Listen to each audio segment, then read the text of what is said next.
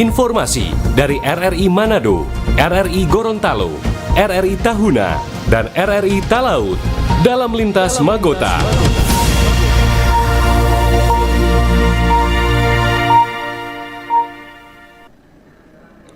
Pukul 17 waktu Indonesia Tengah, Radio Republik Indonesia dengan Lintas Magota Manado, Gorontalo, Tahuna, dan Talaut.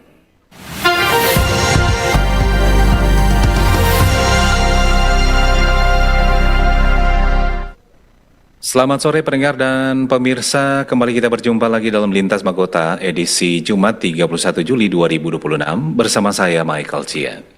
Saya awali dengan informasi dari RRI Manado. Bank Indonesia Sulawesi Utara memperkuat hilirisasi komoditas kelapa sebagai salah satu sumber pertumbuhan ekonomi daerah.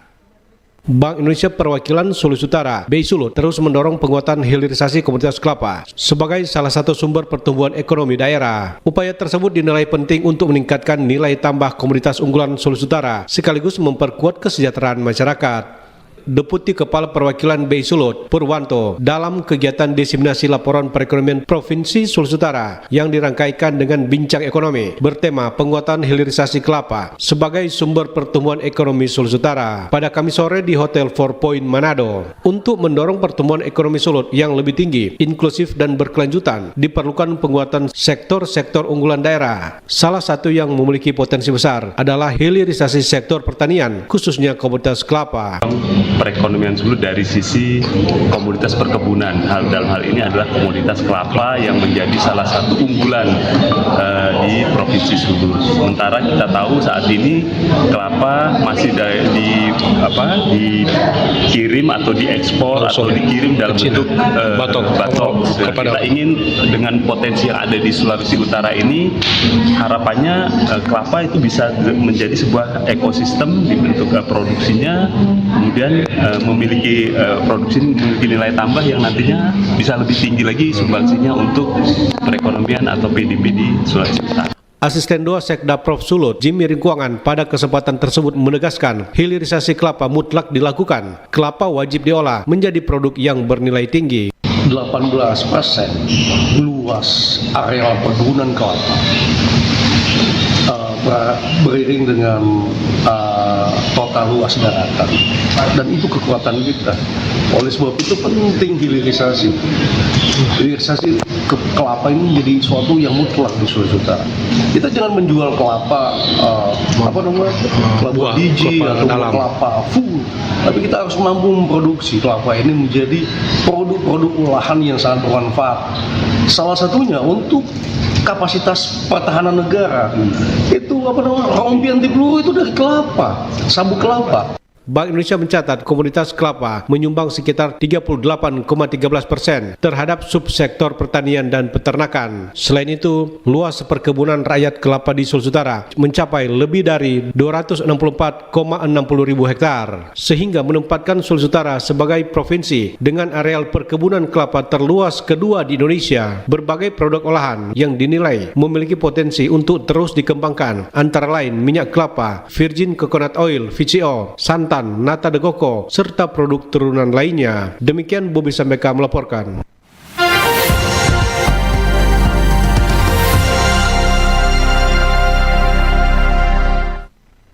Masih dari RRI Manado, dibekali prosedur darurat, KM Barcelona memastikan keselamatan penumpang menjadi prioritas utama sebelum pelayaran.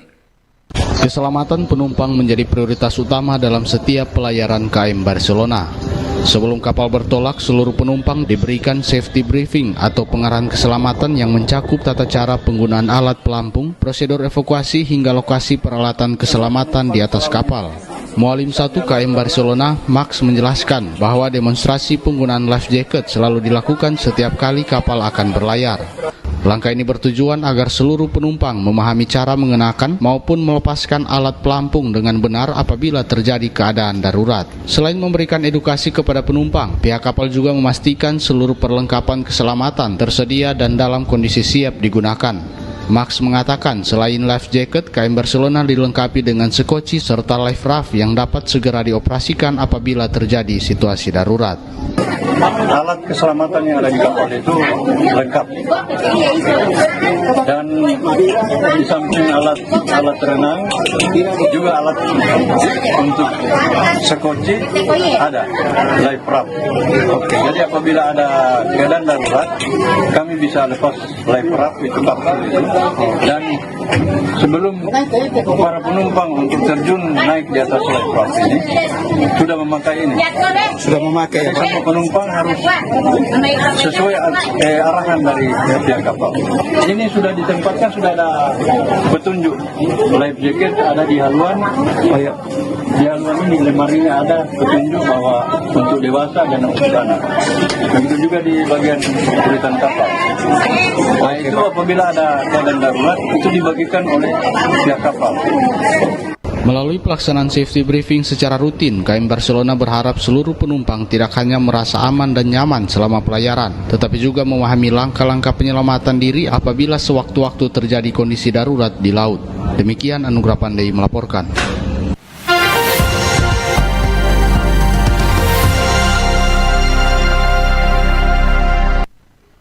Dan selanjutnya kita beralih ke informasi dari RRI Gorontalo.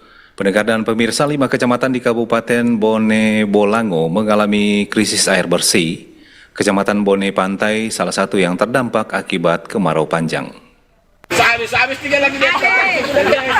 Masyarakat di 5 kecamatan di Kabupaten Bone Bolango mengalami kesulitan mendapatkan air bersih. Kecamatan Bone Pantai salah satu wilayah yang mengalami krisis air bersih. Camat Bone Pantai Lili Prawati Abbas mengungkapkan terdapat 4 desa di Kecamatan Bone Pantai mengalami krisis air bersih.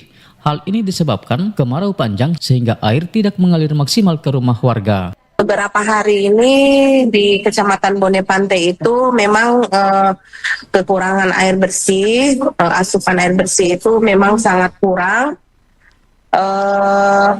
Di beberapa desa yang ada di wilayah saya itu ada sudah dilaporkan ke BPBD Bone Bolango dan alhamdulillah di kemarin sudah didistribusi sudah didistribusi dari BPBD Bone Bolango dan provinsi ke 4 wilayah ini, ke 4 wilayah desa yang ada di Kecamatan Bone Pantai.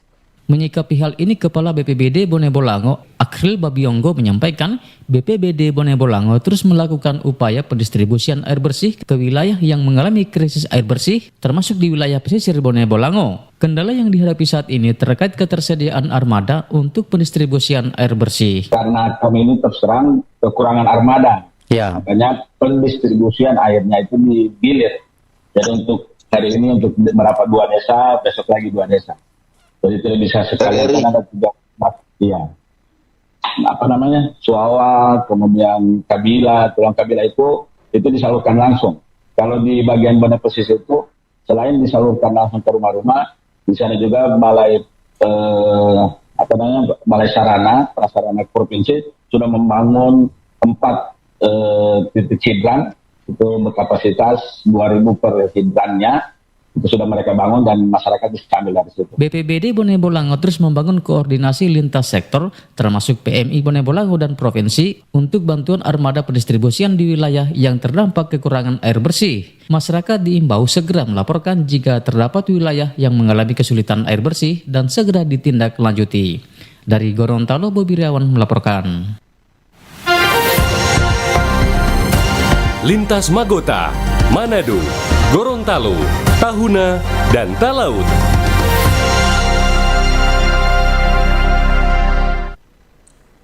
Dan mengakhiri Lintas Magota sore ini kita dengarkan informasi dari RRI Talaut.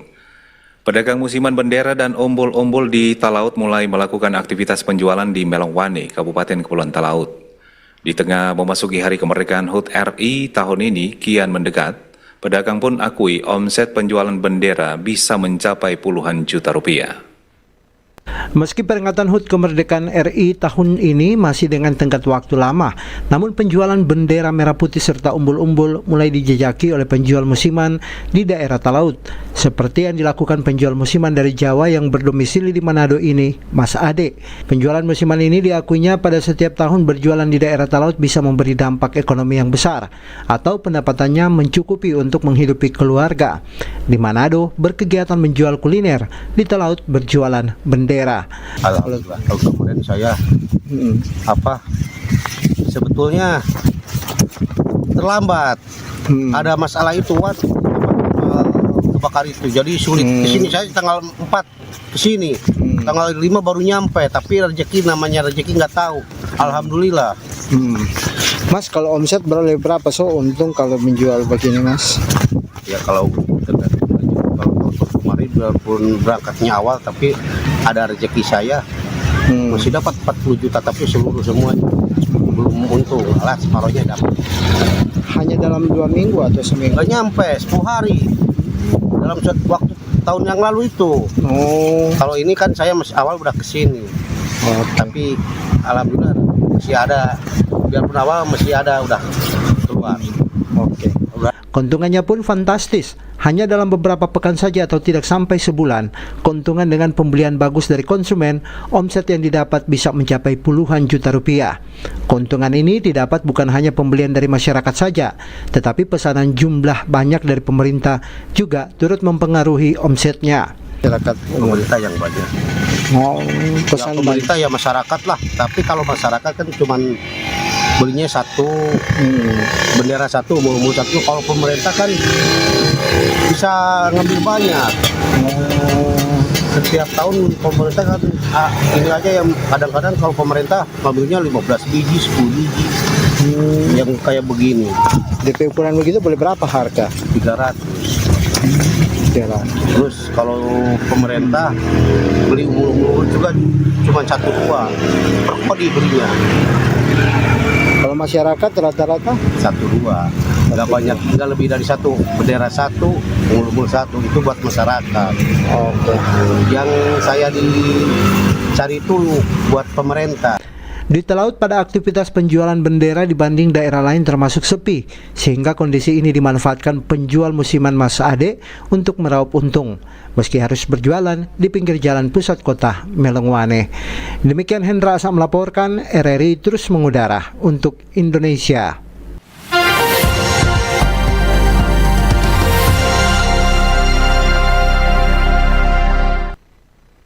Dan sekian Lintas Magota, saya Michael Cie. Selamat sore.